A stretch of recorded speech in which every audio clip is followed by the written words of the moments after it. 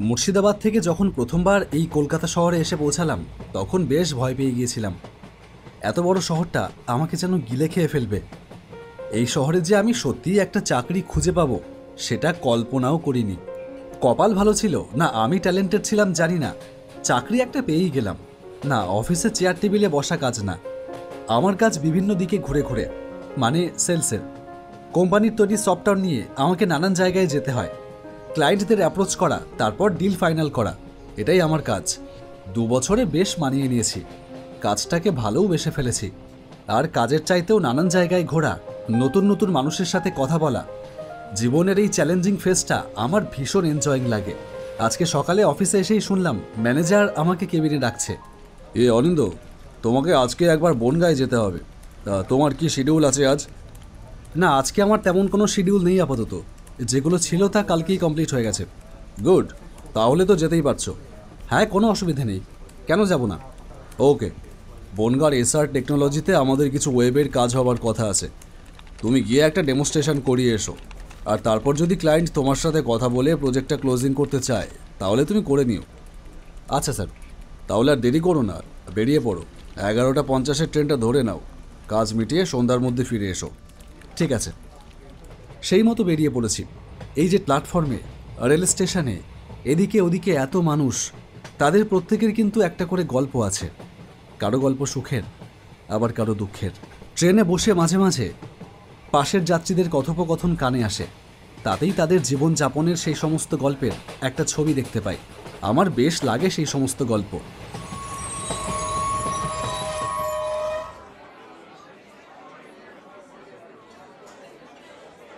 Train থেকে বনগাঁ স্টেশনে নেমেই ছুটলাম এসআর টেকনোলজির দিকে। গিয়েই শুনলাম এক বিরক্তিকর কথা। রিসেপশনিস্ট বলল, স্যার তো এখনো আসেননি, আপনি একটু রিসেপশনে ওয়েট করুন, আমি স্যার এলেই আপনাকে ইনফর্ম করছি। ওকে। রিসেপশনে এসে বসে পড়লাম। এবার কতক্ষণ যে এইভাবে বসে থাকতে হবে জানি না। এই বসে থাকার ব্যাপারটাই আমার একদম ভালো লাগে না। ঘন্টাখানেক ঠায় বসে থাকবার পরে আমার ডাক এলো। অনিন্দবাবু যান, স্যার এসছেন। হ্যাঁ হ্যাঁ। মিটিং শেষ করে বেরোতে বেরোতে সন্ধে হয়ে গেল। মনে মনে ভেবেই রেখেছিলাম বনগাঁয় এলে একবার সেজো মাসির বাড়িটা ঘুরে আসব। কত বছর যাওয়া হয় না, তাই বনগাঁয় যখন এলাম তখন একবার ঢুমেরে যাওয়ার দরকার ছিল। এখান থেকে বেশি দূরে না, সবে সন্ধে 6টা বাজে। এখন বেরোলে মাসির বাড়িতে দেখা করে ঠিক 7:30 8টার মধ্যে স্টেশনে চলে আসতে পারবো আশা করি। শিয়ালদা লোকাল তো রাত্রি 8:30টায়। ভাবা মাত্রই হাত দেখিয়ে একটা টোটো দাঁড় করালাম। তারপর সেটায় উঠে টোটোওয়ালাকে বললাম, নতুন গ্রাম চলো। আবার আসিস? এত বছর পরে এলি, তাও 1 ঘন্টার জন্য? কি আর বলবো তোকে। মেশো, কাজে এসেছিলাম তো, তাই একবার ঘুরে গেলাম, পরে আসবো আবার। হ্যাঁ হ্যাঁ আসিস, আর তোর মাকে একবার বলিস আসতে, সেও তো আসে না 3 বছর হয়ে গেল। আচ্ছা ঠিক আছে, বলবো, আসি।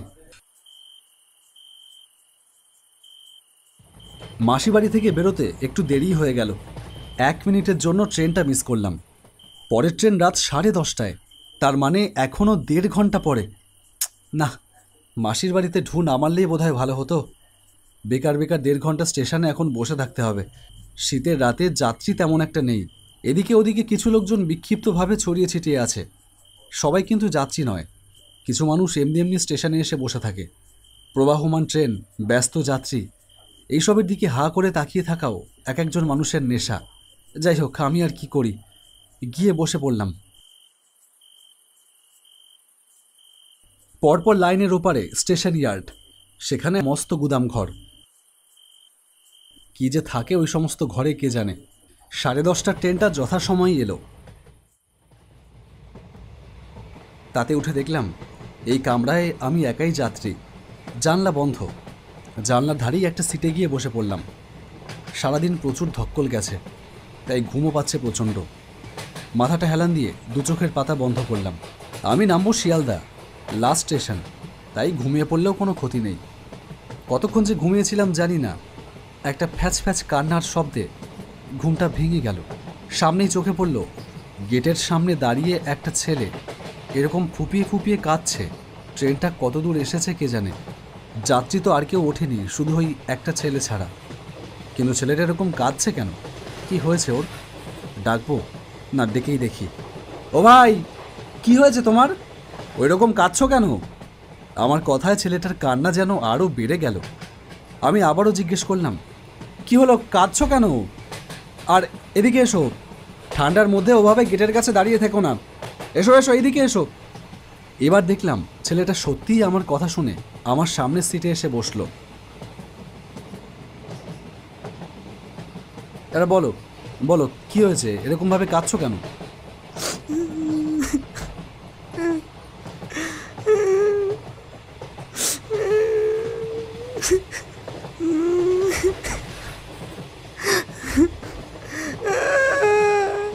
কাঁদছি কি আর সাধে দাদা, কাঁদছি জ্বালায়। এই যে কি জ্বালা, সে যার হয় সেই কেবল বোঝে। কি হয়েছে? সে আর আপনি শুনে কি করবেন বলেন? আপনার নাও ভালো লাগতে পারে। তুমি বলো, আমি শুনবো। ছেলেটা হাত দিয়ে চোখটা একবার ভালো করে মুছে নিয়ে বলতে শুরু করলো। আমার নাম বিশ্ব, আমি বনগাঁ স্টেশনের কাছে RS মাঠের কাছে থাকি। বছরখানিক আগে ভালোবেসে বিয়ে করেছিলাম ঝর্ণাকে। আরে এই দেখো আবার কাঁদে। শান্ত হও শান্ত হও। আমি রোজ এই ট্রেনে করে কলকাতা যেতাম কাজে। আজও কলকাতা যাব বলে বাড়ি থেকে বেরিয়েছিলাম। মাথায় মালের বোঝা, বহু কষ্টে টাকা রোজগার করি দাদা। সারাদিন গাধার মতো পরিশ্রম করি পরিবারটাকে ভালো রাখার জন্য। কিন্তু কি হলো দাদা, ঝর্ণাকে যে বড্ড ভালোবাসতাম, ও আমার সাথে এটা করবে আমি ভাবতেও পারিনি। ও ও এত নীচ, ছি! আরে আরে কি করেছে ঝর্ণা? আমি আজ বাড়ি থেকে বেরিয়ে হঠাৎ খেয়াল করি যে আমার মোবাইল ফোনটা বাড়িতে ফেলে এসেছি। সেটা নেবার জন্য মাথার মালের বোঝাটা এক জায়গা নামিয়ে রেখে বাড়ি ফিরে যাই মোবাইলটা আনার জন্য। কিন্তু বাড়ি গিয়ে যা দেখলাম, তাতে আমার বেঁচে থাকার ইচ্ছাটা পুরোপুরি শেষ হয়ে গেল দাদা। জীবনের উপর যে কি ভীষণ ঘেন্না জন্মালো তা বলে বোঝাতে পারবো না। আরে বলো না, কি দেখলে? বাড়ির দরজায় গিয়ে দাঁড়াতেই ভেতরে ফিস ফিস করে কথা বলার শব্দ শুনতে পেলাম। কে একজন যেন ঘরের ভেতর রয়েছে। সে চাপা স্বরে কথা বলছে ঝর্ণার সাথে। আরে বললাম তো হয়ে যাবে, অত চাপ নিচ্ছ কেন? তোমাকে এইসব নিয়ে চাপ নিতে হবে না, আমি আছি তো। আমি নিজের কানকেও যেন বিশ্বাস করাতে পারলাম না যে এটাও হতে পারে, এটা সম্ভব যে ঝর্ণাকে আমি এত ভালোবেসেছি সে কি না। উফ, আমি আর ভাবতে পারছি না। কি দেখলে দরজা খুলে? দরজায় জোরে ঠেলা দিয়ে ঘরে ঢুকতেই দেখলাম আমাদের পাড়ার পল্টন ঘরের ভেতর। আমাকে দেখে তারা দুজনাই হকচকিয়ে গেল। তুমি তুমি ফিরে এলে যে? কেন, খুব অসুবিধা করে ফেললাম বুঝি ফিরে এসে? না না, তুমি যা ভাবছো মোটেও তাই নয়। আমি পল্টনকে... চুপ করো চুপ করো, আমাকে কিচ্ছু বোঝাতে এসো না। আর পল্টন, তোর কাছ থেকে তো আমি এটা আশা করিনি ভাই। এ বিশ্ব, তুই ভুল ভাবছিস ভাই, বিশ্বাস কর। না পল্টন, বিশ্বাস তো আমি আর নিজেকেও করতে পারবো না কোনো দিনও। যাই হোক, তুই ঝর্ণাকে বিয়ে করিস, আমি চললাম। বিশ্ব, বিশ্ব শোনো, বিশ্ব! ঘর থেকে বেরিয়ে এলাম। ভাবলাম এই বাড়িতে আর ফিরে আসবো না কোনো দিনও। মা বাবাকে ছোটবেলাতেই হারিয়েছি। জীবনের একাকিত্ব দূর হয়েছিল ঝর্ণার আশাতে, কিন্তু সেও আজ ঘুচে গেল। আর কিসের টানে এখানে পড়ে থাকবো। ভাবলাম এই ট্রেন ধরেই আজ যতদূর যাওয়া যায় চলে যাব, আর কোনো দিনও ফিরে আসবো না। বাকি জীবনটা যাযাবরের মতো কাটিয়ে দেব। কিন্তু পারলাম না, ওরা সেটাও হতে দিল না। পিছন থেকে এসে চুপি চুপি ছুরি মেরে দিল। সরি বিশ্ব, তুমি সবটা ফাঁস করে দিলে আমাদের পক্ষে পাড়ায় থাকা মুশকিল হয়ে যেত। Don't mind. হ্যাঁ, আমার চোখের পাতা বন্ধ হওয়ার আগে পর্যন্ত অপলক তাকিয়েছিলাম পল্টনের পাশে দাঁড়িয়ে থাকা ঝর্ণার দিকে। আমাকে রক্তাক্ত দেখেও ঝর্ণার তেমন কোনো কষ্ট হলো না জানো। হায় রে ভালোবাসা, এই আগের দিনেও তো ঝর্ণা আমাকে জড়িয়ে ধরে বলেছিল, আমি কি তোমায় ছাড়া আর অন্য কারোর হতে পারি? তুমি বোঝো না? সে নাকি আমাকে ছাড়া অন্য কারোর হতে পারবে না। আমি সত্যিই বুঝিনি ভালোবাসার রং এত সহজেই ফিকে হয়ে যায়। ঝর্ণার মুখটা চোখের সামনে রেখেই আমি শেষবারের মতো চোখ বুঝলাম। কী সব যাতা বলছো? এটার মানে কি? তুমি তুমি ভূত? ভূত কিনা জানি না, মৃত্যুর পরে দেখলাম শরীরে আর কোনো জ্বালা যন্ত্রণা নেই, কিন্তু মনের জ্বালা তো ভুলতে পারি না। আমার মৃত শরীরের পাশে দাঁড়িয়ে দাঁড়িয়ে দেখলাম ঝর্ণা বলছে, পল্টন, দেরি করলে চলবে না, চলো আজ রাতেই আমরা পালিয়ে যাই, কাল সকালেই আমরা বিয়ে করব। কে বিয়ে করবে? আমি? তুমি কি পাগল নাকি? মানে পল্টন, এইসব কি বলছো তুমি? আরে তোমার কাছে আসতাম একটু এনজয়মেন্টের জন্য। তোমাকে কি ভালোবেসেছি নাকি? পল্টন, আমি তোমার জন্য? ভুল করেছো। ভালো তো তোমাকে বিশ্ববাসত, জান প্রাণ দিয়ে ভালোবাসতো। তুমি যখন তার সাথে শুধু বিশ্বাসঘাতকতা করেছো তাই নয়, তাকে খুন করাতেও তোমার একটুও বুক কাঁপেনি।